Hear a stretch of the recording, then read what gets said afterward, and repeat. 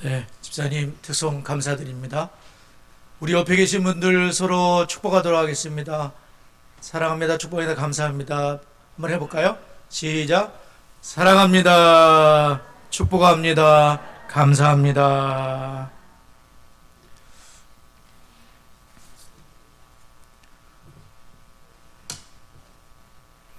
네, 우리 민수기 6장의 말씀으로 우리 축복하고 싶은 분들 또 자녀들을 함께 축복하도록 하겠습니다. 시작.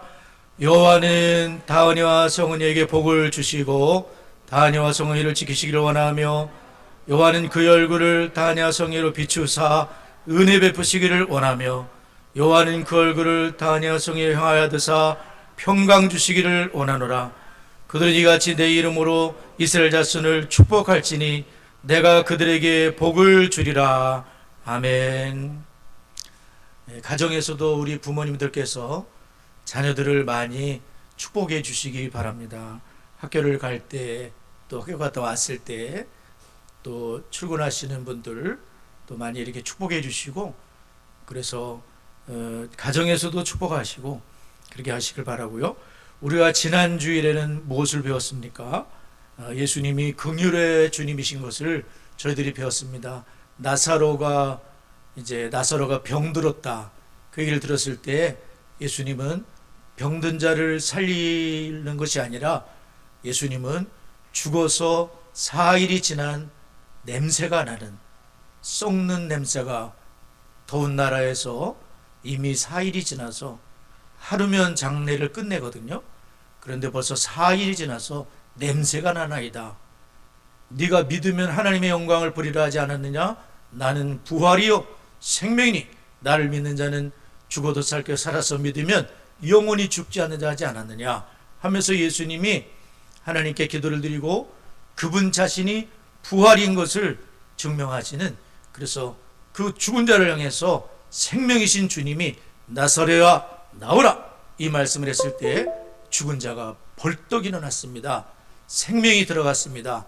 그리고 살아서 나왔다는 거예요. 물론 나사로는 죽었지만 예수님은 그 나사로의 무덤 앞에서 예수님이 눈물을 흘리시면서 우리 인생이 죽음으로 인하여 얼마나 고통 속에 있는가, 이 죽음을 해결하겠다 하고 예수님은 십자가의 죽으심으로, 예수님의 죽음으로, 부활로 이 죽음의 문제가 해결되고 부활의 그러한 죽음을 완전히 이기시고 영원히 살아서 우리가 그분을 믿기 때문에 우리 또한 부활하며 영생하며 천국을 누리게 되는 하나님의 자녀가 된 줄 믿으시기 바랍니다.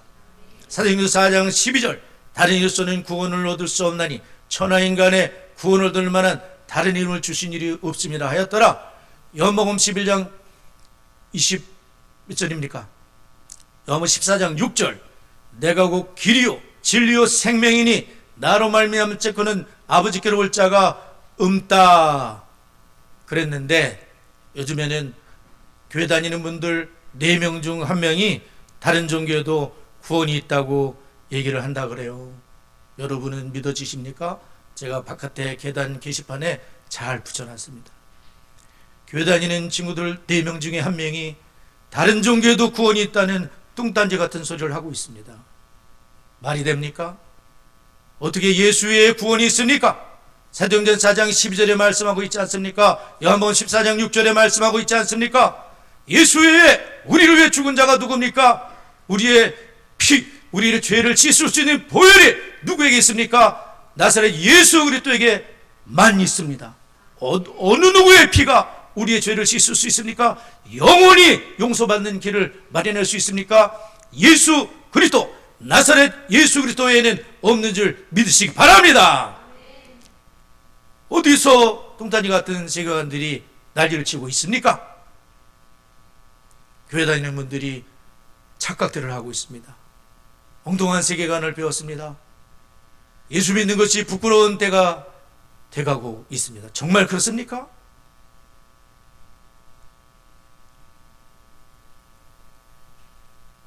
예수님은 그분만이 나는 무엇이다, 에고 에이미, 하나님만이 하실 수 있는 그 용어를 주님이 말씀하신 거 아니에요. 나는 포도나무다.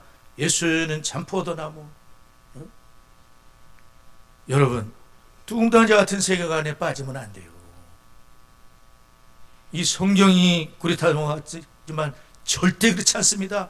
이 말씀은 살았고 운동력이 있습니다. 자연에서 어떤 검보다 예리하여 홍과 영감이 관적을 찔러 쪼개까지 하며 사람의 마음과 생각을 감찰하는 것이 말씀이에요. 이 말씀이 얼마나 소중한 말씀입니까? 말씀을 여러분 소리내서 읽으시는 분들은 굉장히 복을 받게 되거든요. 저도 이제 소리내서 읽는 게 쉽지가 않아요. 그래서 우물우물 될 적이 많아요. 그 주로 이제 공동체 성경을 들으면서 여기 새벽기도 마치고 여기 들으면서 걸어 다니는데, 듣는 것도 좋아요. 사실은 들으라 이스라엘아, 말씀을 엄마 아빠가 읽어주면요 애들이 굉장한 복이 됩니다. 태중에서 또 읽어주면 얼마나 복이 되었어요. 얘는 태중에서 신명장 그 말씀을 읽어주니까 그냥 한글이 깨치는 거예요. 여러분, 오늘은 예수님이 또한 어떤 분이시냐면, 예수님은 참 겸손하신 분이다. 예수님은 겸손하셨을 뿐만 아니라 예수님은 섬기시는 분이다. 이것을 우리가 배우게 되었습니다. 예수님의 그 섬김은 그분의 겸손에서 나왔는데요. 겸손이라는 것은 예수를 믿은 우리 새 사람들이 그리스도와 이웃을 섬기는 자세인데요. 존 파이퍼라는 분이 이제 겸손에 대한 얘기를 많이 하셨는데요.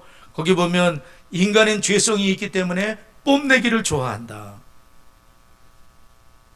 그러면 우리가 겸손해지기 위해서는 인간은 위대하고 대단하신 분은 예수님밖에 없다는 것을 깨닫고, 우리는 참 미미한 존재라는 것을 항상 주님을 바라보며 깨달아야 되는데, 히브리서에서는 예수님을 향해서 천사보다 우월하시고 모세보다 우월하신 분이 바로 예수 그리스도라고 말씀하시기 때문에, 우리가 돈이 있든 권력이 있든 우리가 잘난 모든 것은 하나님께서 주신 은혜라는 걸 깨닫고 그 주님 앞에 우리가 겸손해야 된다는 것이죠. 교만은 멸망의 선봉이요 겸손은 존귀의 길잡이가 된다. 잠언서 18장 12절에 말씀하고 있고요. 하나님은 교만한 자는 대적하시지만 겸손한 자들에게는 은혜를 주신다고 말씀하셨어요. 제가 교만과 겸손에 대한 것을 조금 조사를 해봤더니 팀 찰리스라는 분이 그런 말을 했어요. 교만은 최고의 죄악이며 겸손은 최고의 미덕이다. 교만이라는 것은 최고의 죄악이 된다. 리타즈 백스터라는 분은 목회자들에게 주로 이제 책을 쓰셨던 그런 목사님이신데, 그분이 목사님들을 향해서 이렇게 말했어요. 교만은 사람이 천국 가는 것을 결정적으로 방해하는 악입니다. 그러므로 다른 사람들은 천국 문까지 인도해 놓고 정작 우리는 거기 들어가지 못하는 불행을 당하지 않도록 조심합시다. 목사님들이요, 조심합시다.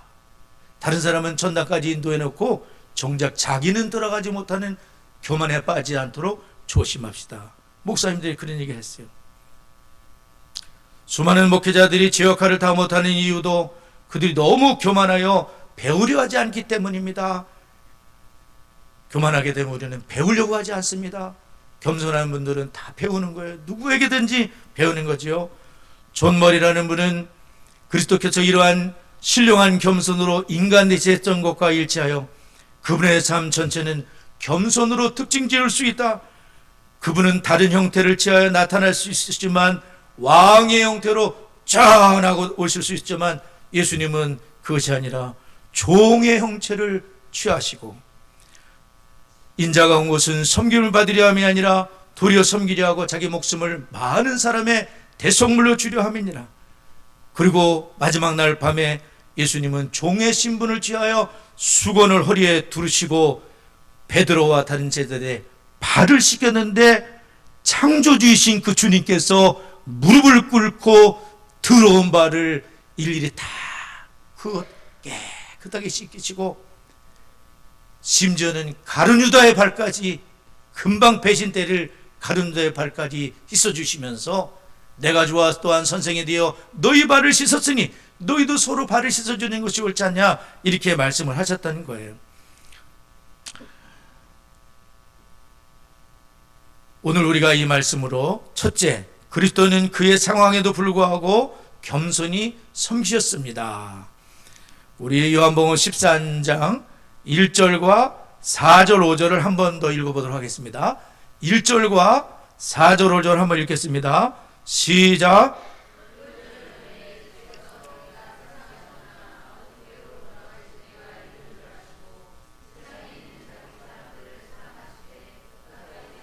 (4절) (5절)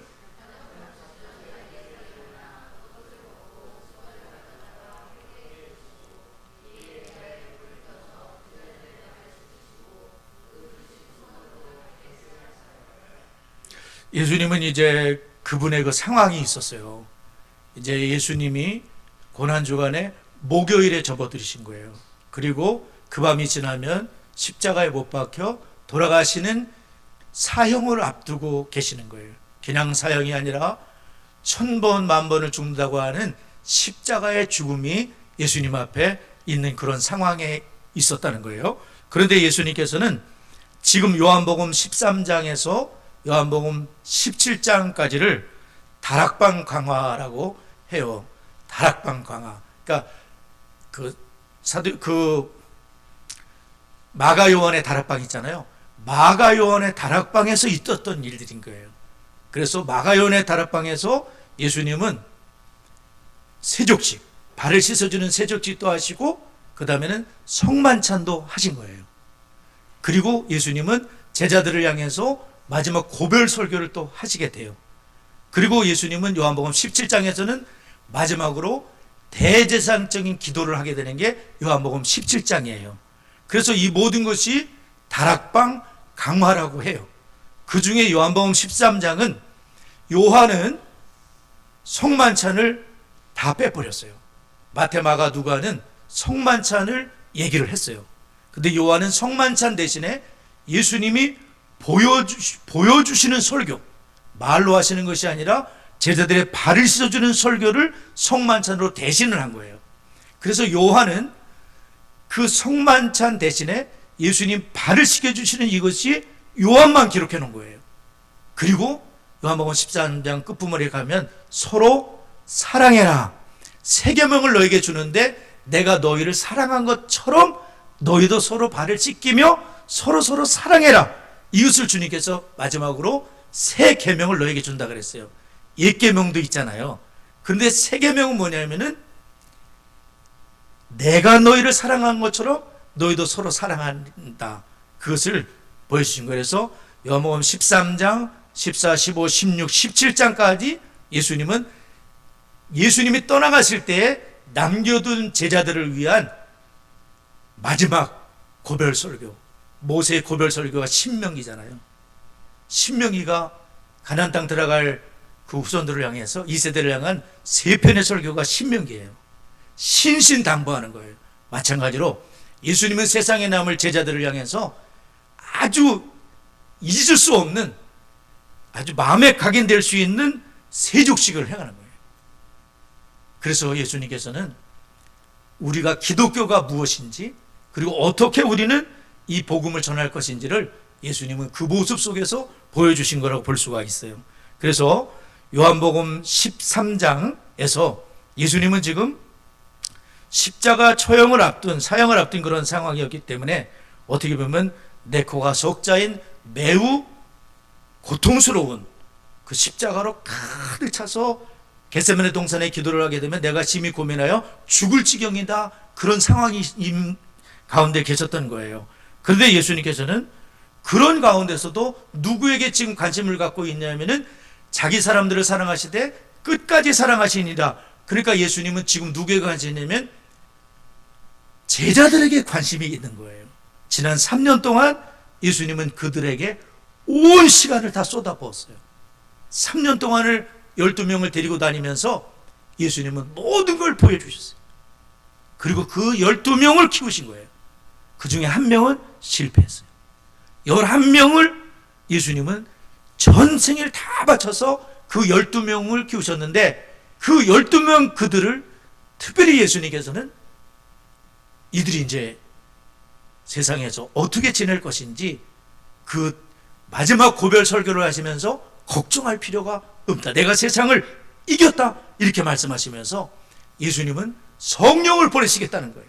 내가 가면 성령이 오실 것이고 그 성령으로 인하여 너희들은 주님과 동행하는 조금 있으면 나를 볼 거다. 이렇게 말씀하거든요. 조금 있으면 본다는 거면 똑같은 영이신 예수의 영이 오시는 거예요. 우리 마음에 오셔가지고 두려워하지 말라는 거예요. 그리고 우리는 도저히 사랑할 수 없는 그런 사람들을 우리 힘으로는 불가능하죠. 그러나 예수의 영께서 나를 이끄실 때, 그 영에 붙들릴 때에 우리는 원수를 사랑하며, 예수님 말씀하신 왼수를 어떻게 사랑합니까? 근데 왼수를 사랑하며 예수님은 왼수인 가룟 유다의 발을 씻어주시라. 왼수잖아. 팔아먹을, 곧 30냥 받고 팔아먹을 사람이잖아. 근데 예수님은 그 가룟 유다의 발조차 깨끗하게 겸손하게, 그리고 그 가룟 유다를 예수님은 끝까지 보호하시는 거예요. 얘기 안 하세요. 가룟 유다라고 얘기 안 했습니다. 나를 팔아먹을 자가 가룟 유다라고 얘기를 안 하세요. 다만 이 떡을 받는 자가 그자라고 다른 제자들은 알아차지도 못했어요. 저 사람이 예수 팔아먹을 자라는 걸 나중에 알았던 거예요. 예수님은 끝까지 이 가룟 유다도 끝까지 회개의 기회를 주시며 사랑하시고, 그리고 베드로 같은 경우는 주님을 부인할 사람임에도 주님께서 끝까지 그 베드로를 사랑하신 그런 예수님을 볼 수가 있어요. 지금 첫 번째에서는 뭐냐면 예수님은 지금 네코가 속자인 그런 상황이고, 그리고 예수님은 보통 분이 아니신 게 1절에 보면 그분의 때를 아셨다고 말씀해요. 하나님께로 돌아가실 때를 아셨다는 거예요. 사람은 잘 모르거든요. 그러나 예수님은 그 때를 아시고, 3절에서는 아버지께서 모든 것을 자기 손에 맡기셨다는 것을 아시고, 하나님께로부터 오셨다가 하나님께로 돌아가신다는 것도 아시고, 그분의 죽으실 것도 아셨고, 영광도 아셨고, 배신들도 아셨고, 가룟 유다가 자기를 팔아먹을 것도 아셨고, 모든 것을 아시는 전능자라는 거예요. 예수님은. 그러면서도 인간이 되셨다는 거예요.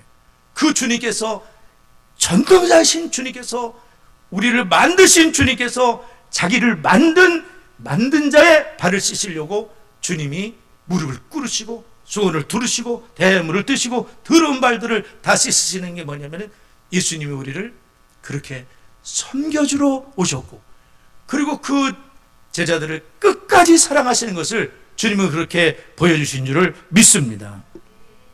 그래서 예수님은 너희 왼수 원수를 사랑하며 너희 박해하는 자를 위해 기도하라. 산상수훈의 말씀에서 원수를 사랑해라. 내가 너희를 사랑할, 우리가 죄인 되었을 때 그리스도께서 우리를 위해 죽으신 것처럼 원수를 사랑하라. 이렇게 말씀하세요.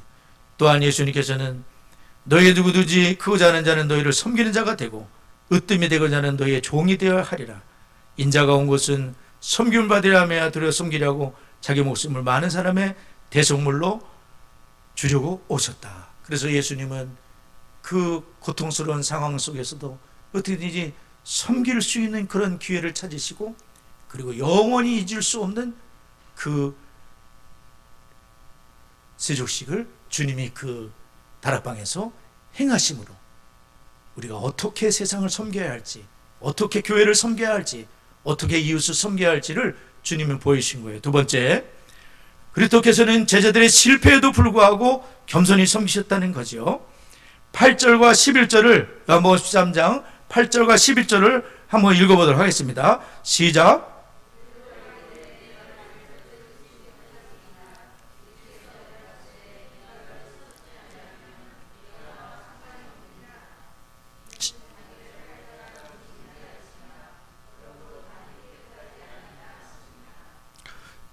예수님께서는 지금 그 제자들의 실패를 아십니다. 모든 것을 아시죠. 베드로가 주님을 부인할 것도 아셨고, 가룟 유다가 예수님 팔아먹을 것도 아셨지만, 예수님은 거기 있는 모든 사람들을 한 명도 빼놓지 않고 전부 다 그 발을 씻겨주시는 거예요. 베드로에게 이르렀을 때에 베드로가 매우 당황했습니다. 왜냐하면 베드로는 너무나 주님을 사랑하는 수지자인데 어떻게 가장 천한 종들이 발을 씻어주는 거거든요. 근데 예수님은 주님이신데, 나의 스승님이신데, 하나님이신데 그것이 어떻게 내 발을 씻어주느냐? 주여 주께서 내 발을 씻으시나이까? 엄쭐을 대는 거예요. 절대로 씻을 수 없는 것처럼 얘기를 하는 거죠. 그 당시의 문화에서는 있을 수 없는 일입니다. 전부 다 낮은 사람이 높은 분들, 아주 천한 사람이 이 발을 닦는 거예요. 높은 분들은 하고 발 씻김 받으면 되는 겁니다. 근데 예수님은 창조주께서, 주님께서, 하나님이신 그분께서 무릎을 꿇고 겸손하게 자기를 완전히 비우시고 종이 되셨기 때문에 어렵지가 않은 거예요. 종의 형체를 가졌기 때문에 나는 종이다 그러니까 종이 못했을 게 뭐가 있어요. 주님은 종의 형체를 가졌고 사람들과 같이 되셨고 사람의 몸에 나타나셨음에 자기 하나님이신 그것을 비우셨다. 빌립보서 2장에 나와 있지 않습니까? 그처럼 그러니까 예수님 뭐라냐면 지금은 7절에서 보면 지금은 내가 하는 일을 이해하지 못하지만 나중에는 알게 될 것이다. 그렇게 얘기했는데도 베드로는 완강히 반대하고 거절을 합니다. 8절 내 발을 절대로 씻지 못하시리다 이렇게 말해요. 그러면 여러분 보세요. 베드로는 지금 굉장히 주님을 위한다고 하고 주님을 사랑한다고 하고 굉장히 겸손한 것처럼 얘기를 하는데 결과적으로는 주님을 지금 방해하고 있습니다. 주님은 너무나 귀중한 지금 교훈을 서로 사랑하는 거 끝까지 그분들을 사랑하는 걸 하는데 베드로는 지금 주님의 일을 막고 있는 격이 된 거예요. 절대로 씻지 못하시려 주님의 일을 막고 있는 거죠. 그때 예수님이 결정적인 말씀하시죠. 내가 너를 씻어주지 않으면 넌 나와 상관이 없는 자야. 깜짝 놀랍니다. 주여 그러면은 내 발뿐 아니라 손과 머리도 씻어주시옵소서. 베드로는 금방 고치는 사람이에요. 주님 한마디 하시니까 어이구 이거 큰일 났다 하면서 주님 아닙니다 하면서 금방 자세를 고쳤어요. 우리도 그래야 돼요. 주님의 일을 막거나 그래서는 안 되죠. 주님이 딱 가르치면 아멘 하고 얼른 고치시. 얼른 고쳐야 돼.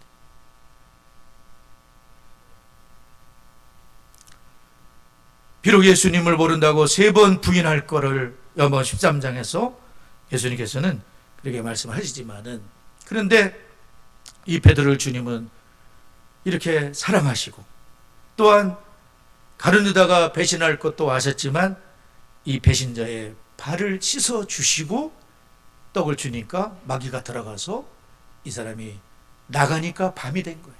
너무나 불행한 그런 사람을 볼 수 있죠. 내가 너희를 택하지 않느냐 그 중에 한 명은 마귀니라. 예수님은 그렇게도 말씀하신 적이 있어요.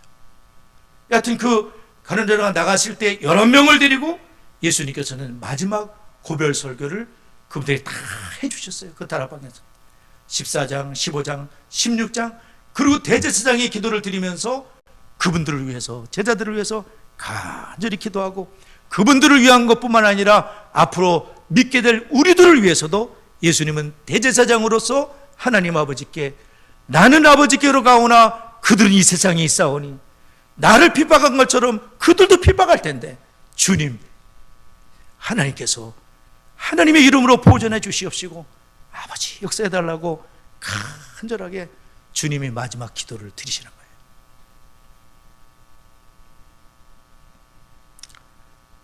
주님은 그들이 어떻게 나오든 배신을 하든 어떻게 하든 끝까지 다만 무조건적인 사랑으로 끝까지 사랑하신 예수님의 그 사랑 앞에 녹아지는 거예요. 전부 다 예수님의 십자가를 경험하고 부활을 경험하고 성령이 오셨을 때 모든 걸 깨닫게 하시니까 베드로가 무릎을 탁 꿇고 그 사랑에 끌려가지고 주님을 위해 저도 죽겠다 그러면서 십자가에 거꾸로 죽잖아요. 베드로는 제자들이 다 거기다가 순교를 다 하는 거예요.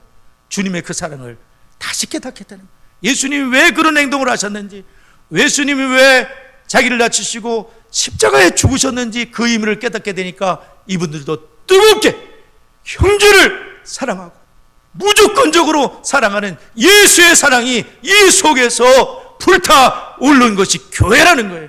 그게 진짜 교회라는 거예요. 예수님의 사랑으로 그렇게 똘똘 뭉치는 그런 사랑이 가정에도 흘러가서 가정에서도 서로 사랑하고 막혔던 담들이 무너져 내리고 예수님의 사랑이 막 흘러가는 거예요. 그게 전도인 거예요, 사실은. 예수님의 사랑으로 똘똘 뭉친 가족이 있으면 다른 분들이 또 그 가족처럼 될 거가 아닙니까? 그게 전도인 거예요. 진짜 전도인 거예요, 그게. 그래서 주님은 그들의 그 실패에도 불구하고 주님은 섬기시고, 마지막으로는 우리 주님께서는 주님이라는 위치에도 불구하고 겸손히 섬기셨다는 말씀이죠. 우리 12절에서 14절까지 한번 읽어보도록 하겠습니다. 12절에서 14절 시작. 그들의 발을 씻으신 후에 옷을 입으시고 다시 앉아 그들에게 이르시되 내가 너에게 행한 것을 너희가 아느냐? 너희가 나를 선생이라 또는 주라 하니 너희 말이 옳도다.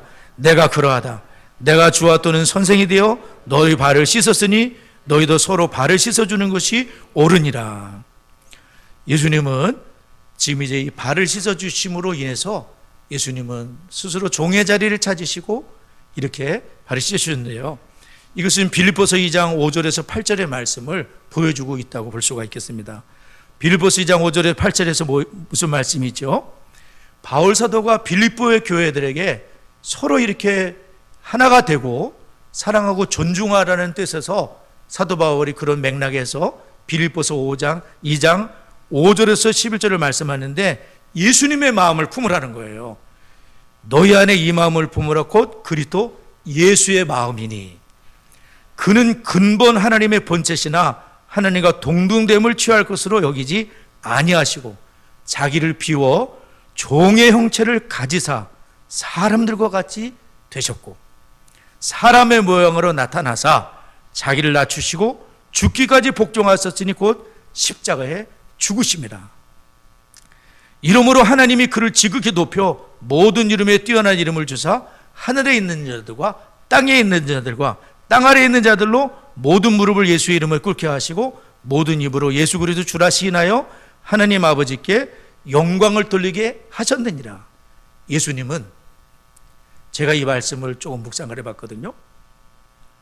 예수님이 하나님이신 그분이 사람이 되시고 엄청난 일인 거예요.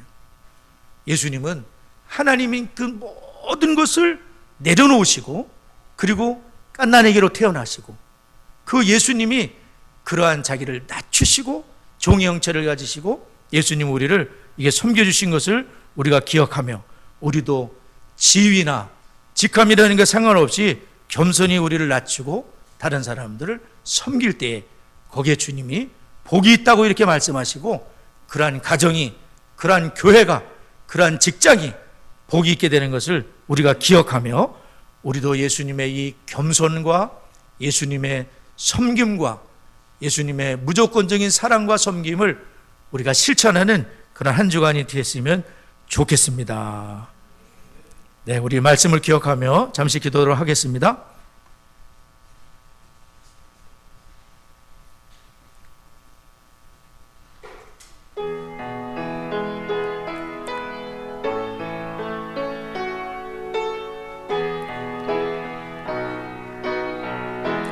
좋으신 하나님, 좋으신 하나님, 좋으신 하나님, 참 좋으신 나의 하나님,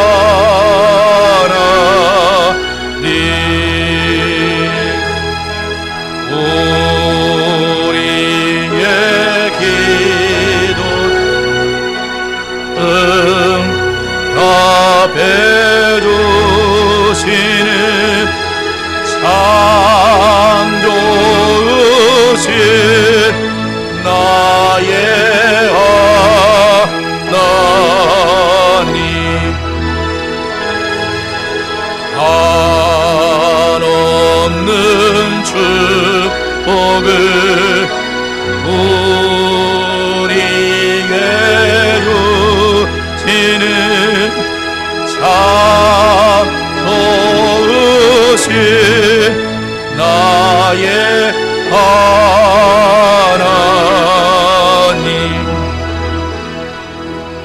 우리 말씀을 기억하면서 두 가지로 기도하겠습니다. 첫 번째, 두 번째는 우리로 겸손으로 섬기신 예수 그리스도를 본받게 해 주시옵소서.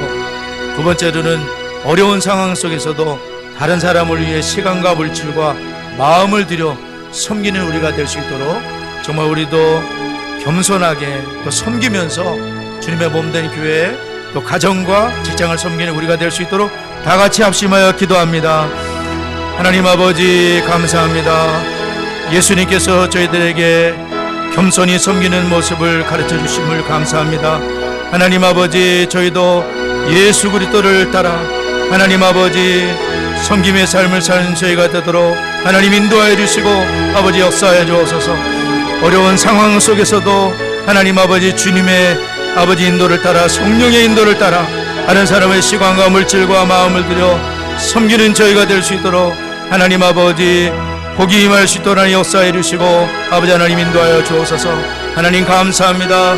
주님의 겸손과 주님의 섬김으로 인하여 모든 벽들이 무너지게 하여 주시고 하나 되게 하시고 주의 사랑으로 승리하는 저희가 될 수 있도록 하나님 인도하여 주옵소서. 역사하여 주시옵소서. 세 번째, 네 번째 기도하실 때 D6로 부모된 내가 먼저 주님의 제자가 되고 내 자녀를 주님의 제자로 삼게 해주시옵소서. 교회와 가정이 동역을 하며 세대와 세대가 연결이 되며 신앙을 대물림하는 명문 가문들이 될 수 있도록 하나님 역사해달라고 다 같이 기도하겠습니다. 하나님 아버지 감사합니다. D6를 통하여 부모된 저희가 먼저 주님의 제자가 되게 하옵소서. 하나님 사랑하는 자녀들을 하나님 주님의 제자로 삼을 수 있도록 성령 하나님 저희들을 이끌어 주시고 가정에서도 하나님 아버지 주의 말씀에 순종하여 이 사명 감당할 수 있도록 하나님 인도하여 주옵소서. 교회와 가정이 동역하여 세대와 세대가 연결되며 신앙을 대물림하는 명문 가문을 세워갈 수 있도록 성령 하나님 역사해 주시고 아버지 하나님 인도하여 주옵소서. 예수님의 이름으로 기도드리옵나이다. 아멘.